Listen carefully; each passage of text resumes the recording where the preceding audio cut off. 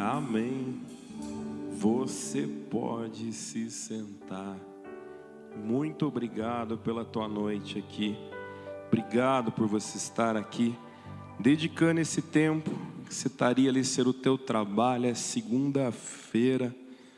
Você fala assim, puxa a vida, a semana já começou hoje.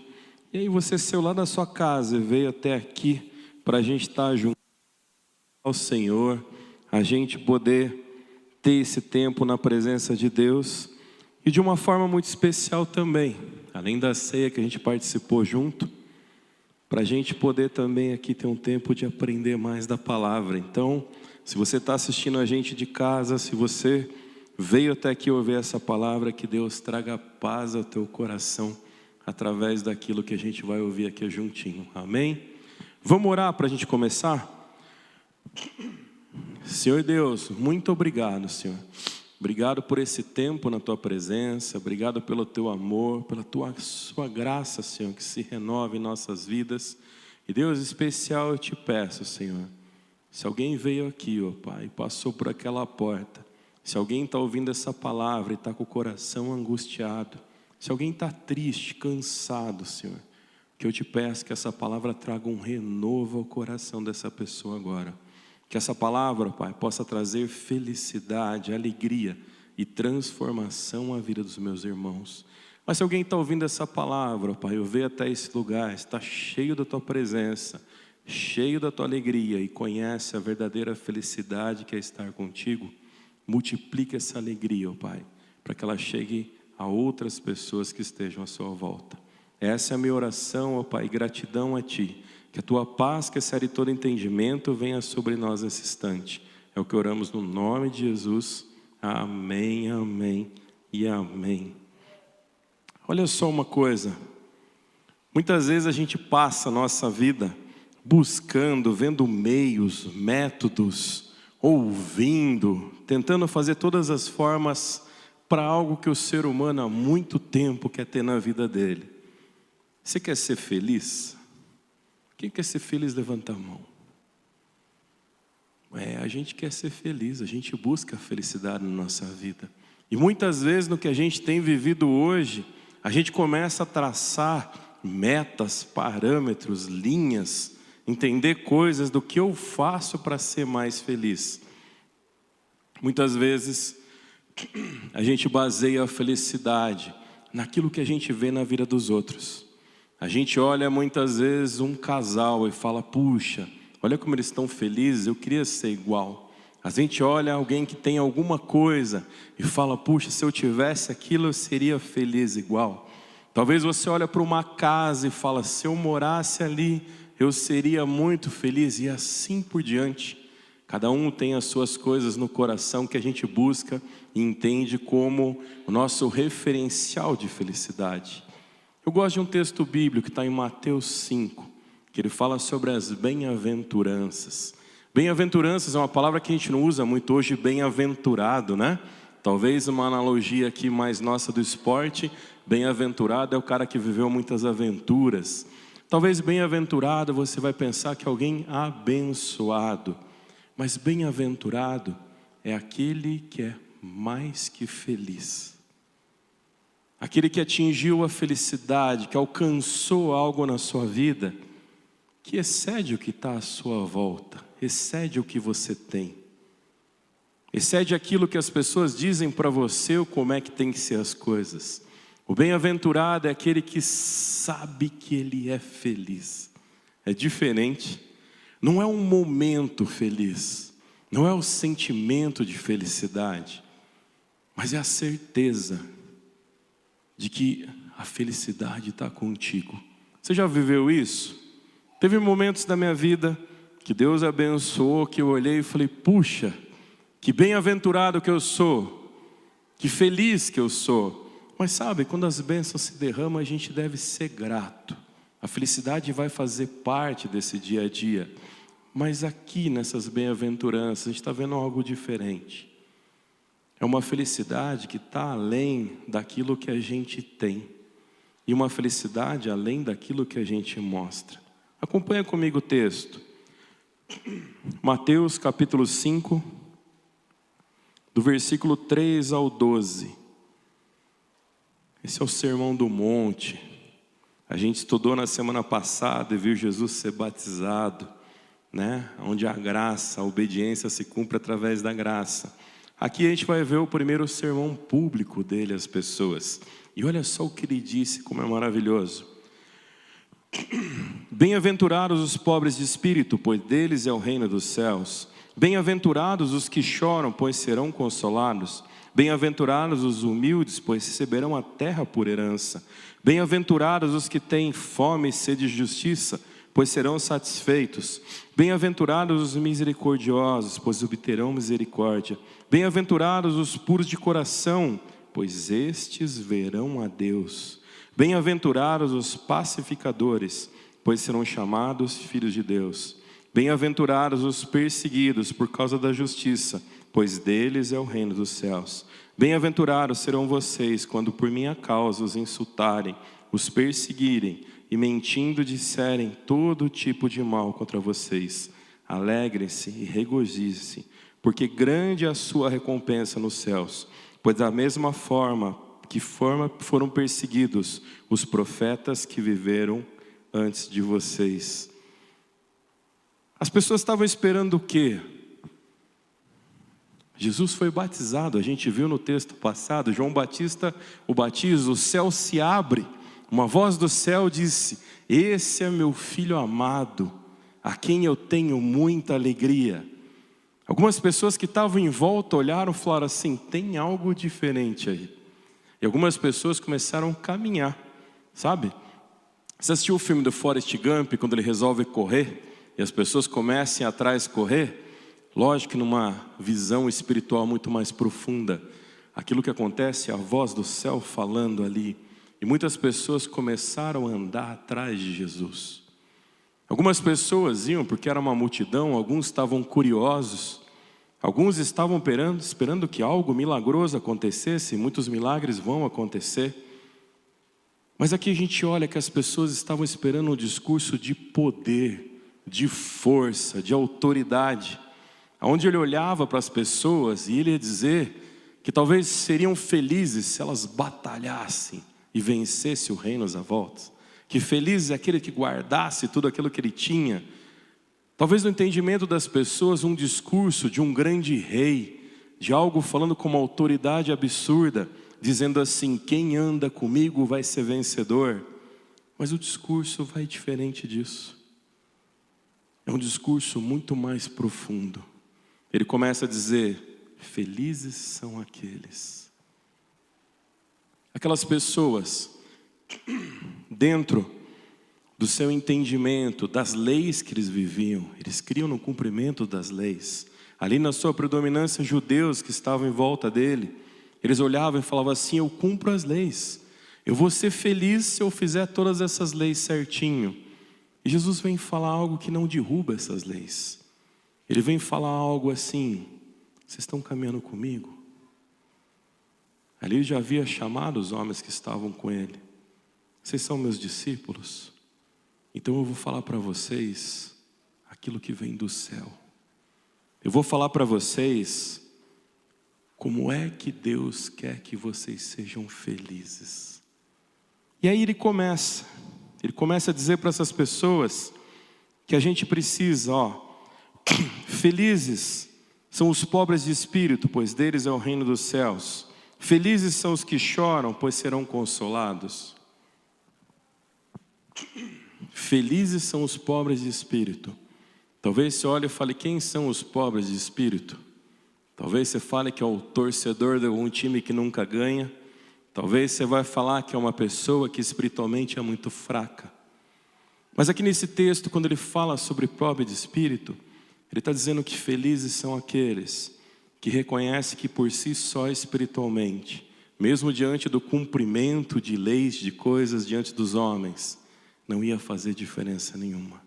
Felizes são os pobres de espírito, porque quando a gente olha e entende que a gente não é Deus, a gente olha e entende que a gente é parte da criação de Deus.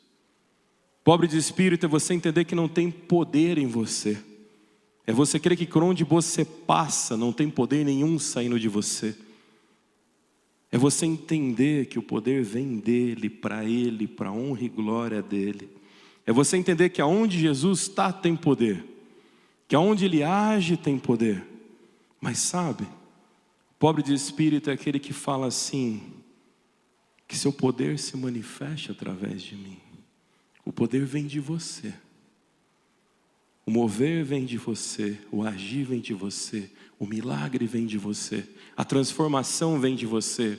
O pobre de espírito é aquele que entende que precisa crescer, que precisa aprender mais e que precisa depender. E olha que interessante, ele continua falando, felizes são aqueles que choram. Como assim? Então eu chorando eu vou estar mais feliz? É uma analogia que parece que não combina. Mas a gente chora quando a gente reconhece que a gente erra. Você já chorou porque errou? Quando a gente assiste uma Copa do Mundo e a gente vê o time que perdeu, a gente vê jogadores chorando. Chorando por quê? Pela dor de ter perdido a oportunidade. E como é que a gente perde a oportunidade diante de Deus? Quando a gente não se coloca diante dele. Quando a gente entende que a gente é grande de espírito, a gente não se aproxima dele, porque a gente está dizendo que a gente é Deus. A gente chora quando percebe que erra.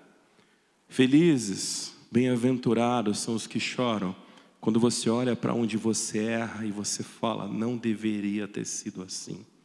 Essa não é a vontade de Deus se cumprindo sobre a minha vida. Mas tem mais. Felizes são os que choram quando você olha à sua volta e percebe aqueles que também erram. E você se compadece com o erro deles. E aí você entende o seu papel como servo de Deus. Você começa a entender que vai ter aqueles que são maus, mas tem aqueles que estão lutando contra o mal. E são aqueles que falavam assim, eu errei porque eu entendi que era assim. E você vai falar, então sai daí. E vem para cá caminhar comigo. Olha só, eu não sou Deus, eu não tenho poder. Não sou eu que vou transformar a tua vida. Mas quando Jesus falou que bem-aventurados eram os pobres de espírito, e bem-aventurados são os que choram, essa pessoa está dizendo para outra assim, eu quero te apresentar o autor e consumador da vida. Eu quero te apresentar aquele que venceu a morte. Eu quero apresentar aquele que passou sobre o pecado. Nesse texto, quando ele fala bem-aventurados, talvez a gente sempre teve entendimento que o pobre de espírito é aquela pessoa que se submete a qualquer coisa. Que o pobre de espírito é aquele que aceita qualquer coisa espiritual. Que o pobre de espírito é aquele que não chora.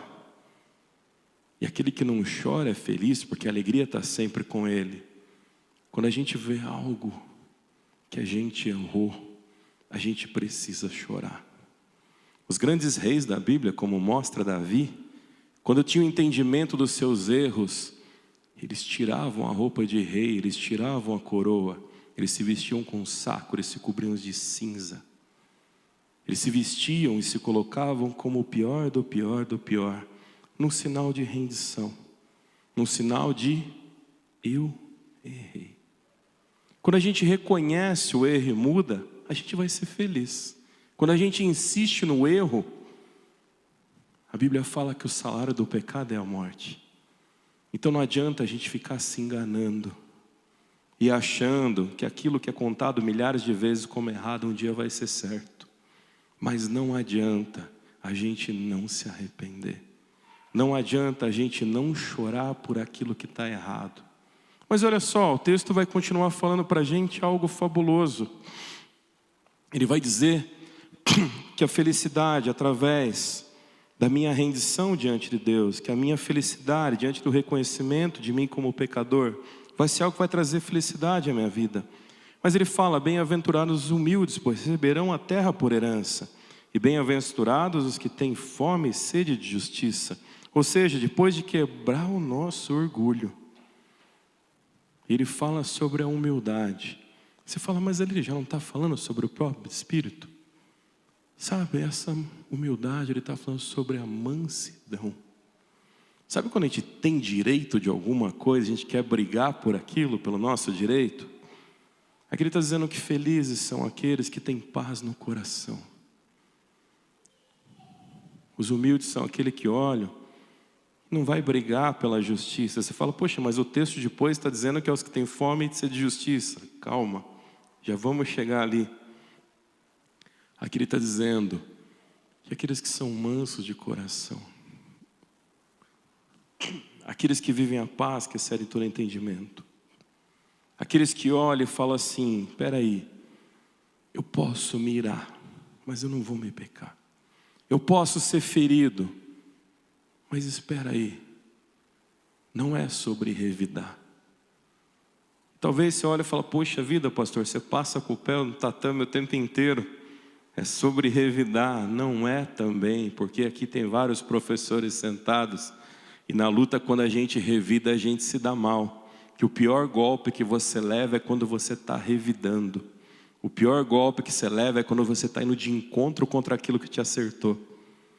Quando ele fala que felizes são os humildes, é aquele que usa a cabeça, é aquele que não confia no seu próprio entendimento, é aquele que não fala, eu sei tudo. É aquele que para e fala assim, espera aí, talvez não é por esse caminho. E você tem a humildade de parar e falar assim, então eu preciso aprender qual é o caminho. Mas aí o texto que vem depois, ele vai falar sobre a fome e a sede de justiça. Você fala, então aí você se acalma, e aí você decide como você vai atacar. Também não é isso. Quando ele fala sobre fome e sede de justiça, ele está falando sobre quando você tem essa humildade sobre a tua vida, de perceber que você precisa aprender para que você possa crescer, que você precisa aprender para ser feliz. A gente começa a entender que essa fome e sede de justiça não é sobre as coisas que deu errada na tua vida, que essa fome e essa sede de justiça é sobre o caminho que você está errado. Felizes não são aqueles que se levantam contra os outros, mas felizes são aqueles que se levantam contra si mesmo. Não se auto-sabotando, não se prejudicando, mas aqueles que se levantam contra aquilo que está errado. Aquele que para e fala, felizes são aqueles que são humildes, ele para muitas vezes de olhar o que está errado à sua volta e começa a olhar para dentro de si mesmo. É aquele que para e fala assim, essa fome, essa sede de justiça, faz parte do meu desejo que eu tenho, que as coisas mudem, mas que coisas mudem através de mim, que coisas mudem em volta de mim. E em vez de esperar que a mudança esteja no próximo, ela começa a partir para uma sede de justiça, que a mudança mude em você. Sempre que eu li esse texto, eu olhava para isso e falava assim, puxa, Jesus está começando uma rebelião ali, né? Está falando para os caras ser humilde, mas na hora que a gente tiver que sentar o braço, vamos sentar o braço. Ele está dizendo sobre a minha humildade, dizer assim, eu sempre tenho que aprender. E aonde a justiça começa? Aonde eu reconheço que eu preciso mudar. Aonde a justiça se faz, não é quando muda o coração do meu próximo. A justiça se faz quando muda o meu. Porque você pode passar a vida inteira achando que você é injustiçado. Mas quando você para e o teu coração muda, quando você olha e fala assim, então por que isso aconteceu? Quando a gente para e entende, esse texto começa a fazer uma diferença gigante na nossa vida. Porque você começa a entender que a felicidade, muitas vezes não está baseada na justiça das pessoas para com você. Mas a felicidade está baseada como está o seu coração diante de Deus. Não está baseado sobre as coisas que aconteceram contra você, mas está baseado sobre as coisas que você olha para o céu. Está baseado sobre as coisas que Deus fala com você. E aí que está. Pode parecer controverso a humildade, a fome e a sede de justiça. Mas ele está sendo muito claro que a gente precisa acalmar o nosso coração para que a gente possa entender o que é que está acontecendo. E é interessante isso, né? Porque muitas vezes numa competição a gente não é o árbitro, a gente é o competidor. E a gente olha aquilo que a gente perde, a gente olha aquilo que a gente foi desclassificado, às vezes olha uma coisa que aconteceu e a primeira coisa que vem no coração é falar, isso é injusto. Eu aprendi uma coisa interessante na minha vida que eu tento aplicar com muita força e às vezes é difícil. Eu aprendi que quando a gente está olhando algo, a gente precisa olhar de todos os lados possíveis. Não adianta a gente julgar num primeiro olhar. A gente tem que olhar e tentar entender o porquê aquilo está acontecendo. E quando a gente olha o que está acontecendo, sabe o que é interessante? Nem sempre é olhar somente com os teus olhos, mas é olhar com os olhos de outra pessoa também. E muitas vezes no nosso coração, nesse sentimento de humildade, a gente não pergunta para o outro. E muitas vezes na fome e sede de justiça, a gente passa a mão na espada e sai correndo. Quando a gente deveria parar e perguntar para Deus o que é que está acontecendo. Fala comigo, Senhor. Por que algo injusto? Porque se você olha na Bíblia, aconteceram muitas injustiças. Mas nada passou desapercebido aos olhos de Deus. A injustiça dos homens, ela não passa desapercebida pelos olhos de Deus. Às vezes passa pelo nosso. Mas muitas vezes a falta de humildade para a gente olhar nos cega. E faz com que a gente não entenda o que está acontecendo. Felizes são aqueles que choram, felizes são aqueles pobres de espírito, que entendem que precisam crescer mais com Deus e em Deus. Mas também são felizes aqueles que entendem que precisam aprender. E são felizes aqueles que entendem que a justiça é de Deus. E talvez você está falando assim, puxa vida, pastor, então vamos encerrar todos os advogados que conhecemos. Não é sobre isso que eu estou falando. Os advogados existem porque a justiça dos homens às vezes é muito falha. Porque às vezes pessoas se aproveitam de situações. Semana que vem vai ter um culto maravilhoso aqui de aniversário do culto dos advogados da igreja. Fica até o convite para você participar aqui. São pessoas que Deus usa, que os homens usam. Essa justiça que eu estou falando aqui é porque a gente está falando de um Deus eterno. E aquilo que é injusto de um homem, um dia vai acabar. Todo rei injusto morreu. Se você olhar na Bíblia, nenhum é eterno. E muitas vezes a gente olha para os reis de hoje e fala é injusto. Mas lembra no teu coração sobre as coisas do alto que Jesus está ensinando nesse sermão. Sobre as coisas do reino, sobre a tua vida. E nenhum rei é eterno. Um dia acaba. A grande questão é que nenhum rei bom também é eterno, a não ser o nosso Senhor Jesus. Então, diante dos homens, quando a gente se omite, a gente viu isso nos sermões atrás, a gente abre brecha para o espinheiro, né? Tomar o lugar do poder. E a gente precisa guardar o nosso coração disso. Porque muitas vezes a gente fala, isso está errado, aquilo não deve ser assim. E sabe o que a gente esquece? Que se a gente estivesse ali no lugar, não faria diferença nenhuma. Você fala, não, eu não penso assim, eu não acho assim. Mas quantas vezes eu escuto? O Senhor Jesus morreu no meu lugar. Não, se eu tivesse morrido lá não tinha acontecido nada. Não foi no meu lugar que ele morreu. O salário do pecado é a morte, estamos falando sobre outra consequência, porque Jesus não era pecador. Jesus não foi crucificado por causa do pecado. Jesus era inocente. Então o nosso centro de justiça muitas vezes está errado. Muitas vezes a nossa analogia sobre a justiça das coisas do céu, a gente se baseia na justiça dos homens. E aí nesse texto Jesus está tentando mostrar isso. Que felizes são aqueles que olham para as coisas do alto. Que felizes são aqueles que olham para as coisas de Deus. E ele vai falar assim, bem-aventurados os misericordiosos, pois obterão misericórdia. Bem-aventurados os puros de coração, pois esses verão a Deus. E talvez dessa analogia aqui desse texto maravilhoso de Mateus 5, eu olho para essa parte com algo no coração, porque quantos homens na Bíblia viram a Deus? Quando a gente olha em Gênesis, a gente vê Adão de uma forma tremenda, onde Deus todos os dias ia ali falar com ele. E a forma como Adão o via, eu não sei, mas imagino que ele via Deus.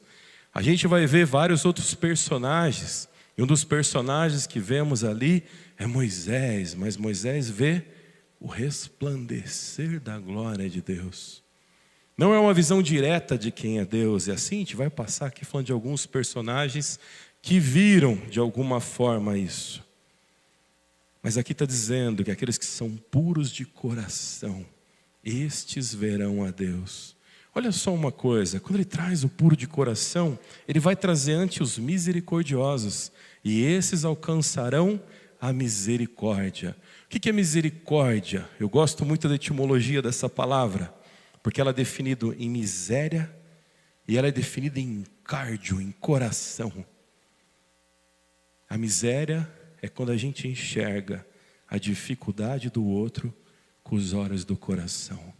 A miséria é quando a gente olha sobre os nossos erros e a gente olha com os olhos do coração. Talvez você vai falar, mas a Bíblia também fala que enganoso é o coração do homem.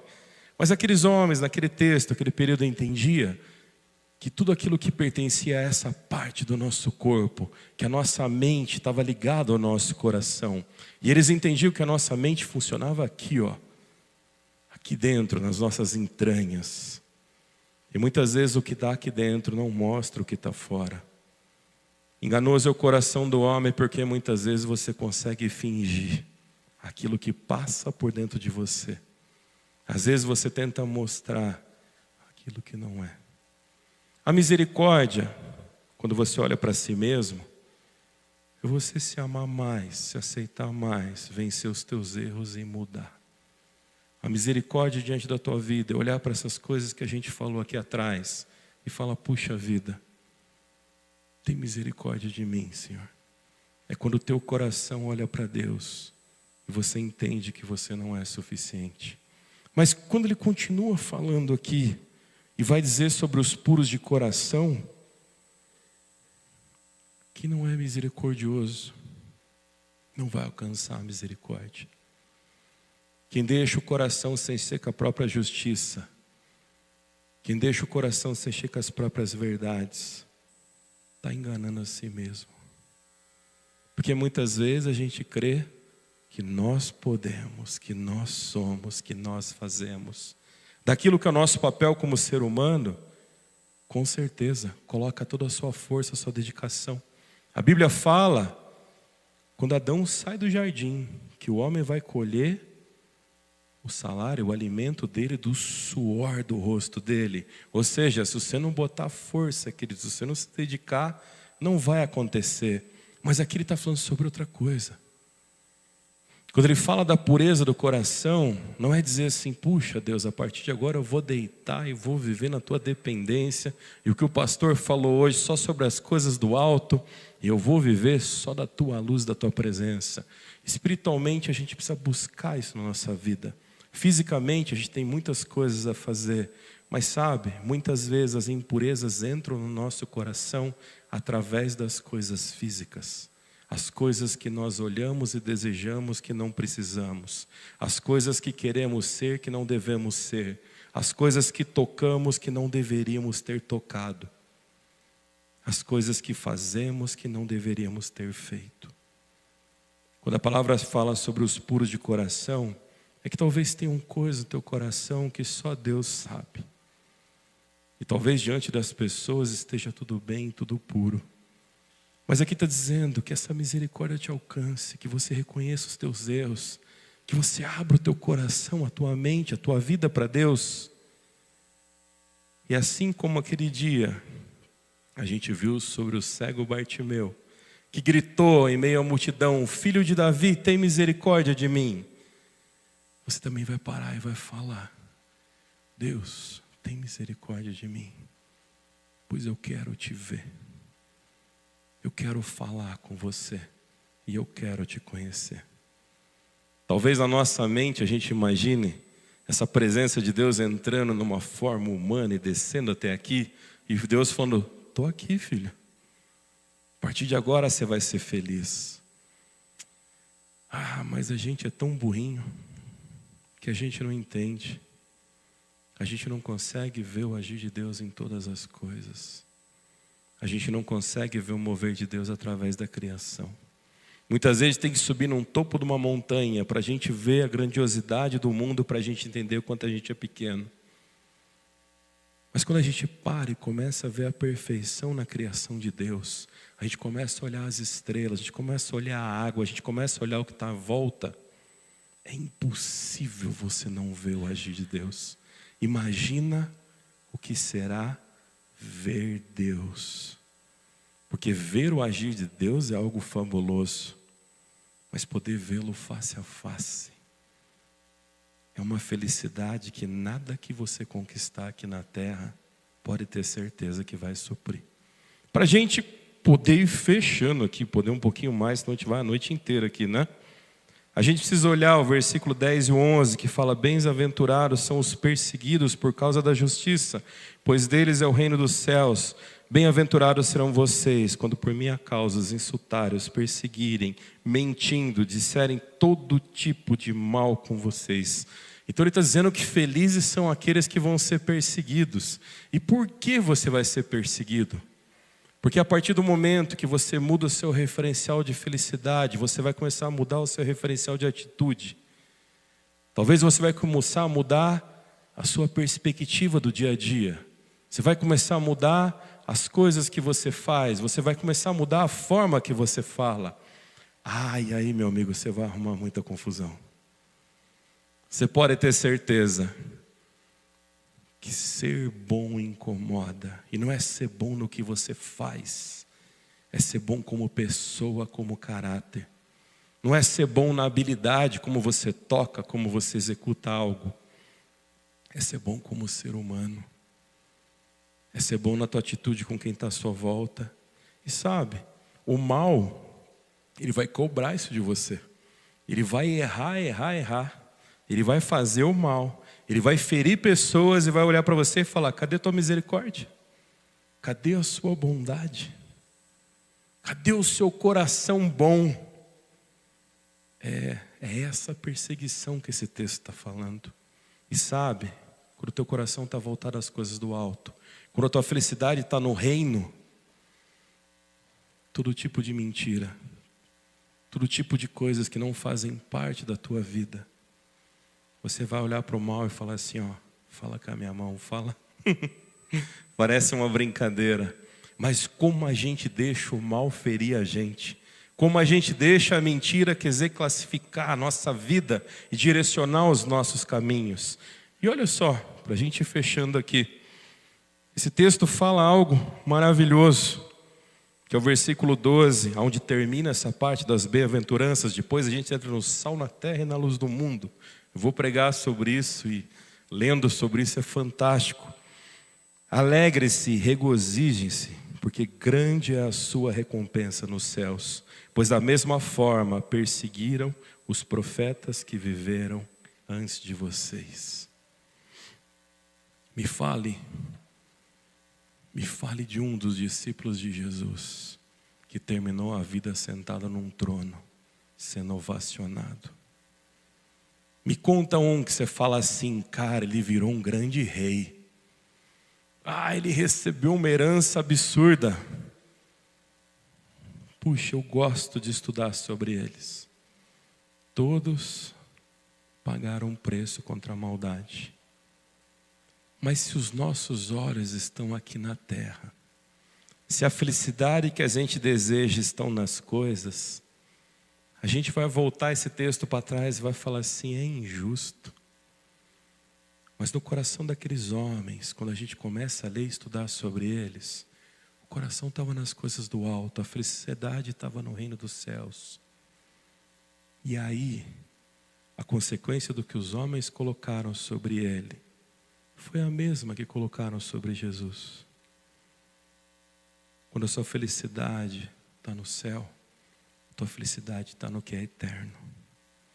Imagina você, mulher, aquela chapinha que você mais gosta, que você sabe que é fabricada na China e dali um ano vai quebrar. E você vai tentar achar outra e não vai conseguir. Imagina se ela fosse eterna. A maioria das mulheres riram. Imagina você, homem, no teu coração, que comprou aquele opalão, coisa mais linda, 6 canecos. E ninguém falou: você está maluco? Isso vai quebrar, você vai passar mais tempo na rua. Imagina se ele fosse eterno. Agora foi os homens que deram um sorriso aqui. Aquilo que é do alto é muito maior que isso. Porque aí a gente não está falando de um bem material eterno. A gente está falando de uma vida eterna, de passar a eternidade com aquele que é bom, com aquele que é perfeito e com aquele que é agradável. Você crê nisso? Então eu queria convidar você a ficar em pé. Eu queria dizer para você hoje que felizes são aqueles que depositam a sua felicidade nas coisas do céu. Felizes são aqueles que o coração se volta para as coisas de Deus. Que felizes são aqueles que, sabe, muitas vezes olham tantos caminhos na vida e falam: esse é o livre-arbítrio, eu posso escolher para onde eu quero. Felizes são aqueles que entendem que se a vida fosse só uma linha reta, você seria escravo de um caminho. Onde Deus derrama de entendimento, sabedoria. E quanto maior a sua intimidade com Ele, você não vai viver preso sobre uma lei. Você vai viver uma liberdade, um livre-arbítrio. Não de tomar a decisão entre o que é certo e o que é errado, mas tomar a decisão sobre aquilo que é bom. Porque se você passa a vida decidindo sobre o que é certo e errado, você continua escravo da sua mente e do seu coração. Você continua escravo do que acontece aqui na terra. E você não caminha liberto sobre as coisas que é do céu. Nesse instante eu vou pedir, coloca a tua mão no teu coração aqui, ó. E você vai falar assim: Senhor Jesus, eu quero ser feliz, mas tem coisas aqui do mundo que incomodam o meu coração. Existem coisas que eu olho à minha volta e coisas que acontecem que me traz tristeza. Senhor, quebra essas correntes, me liberta, que eu possa olhar para as coisas do alto e crer num Deus poderoso e vivo que és Tu. Que eu possa parar de olhar para as coisas limitadas. Eu olho para as pessoas, que todas terão um fim. Eu olho para a minha vida, que um dia terá o fim. Eu começo a crer que o Teu poder vai ter um fim. Eu começo a crer que o Senhor Jesus também teve um final. Ah, Deus, me faz enxergar o que é eterno. Me faz enxergar a Tua presença. Transforma a minha vida em alguém mais que feliz. Não pelas coisas que eu tenho, mas transforma a minha vida para que eu seja aquilo que eu devo ser diante de Ti, Senhor. Cuida dos meus amigos, ó Pai. Guarda o coração deles de todo mal. Que eles sejam bem-aventurados, que eles sejam mais que felizes diante das coisas que são do Teu reino, ó Pai. É o que eu peço e Te agradeço no nome de Jesus. Amém, amém e amém. Que Deus abençoe vocês.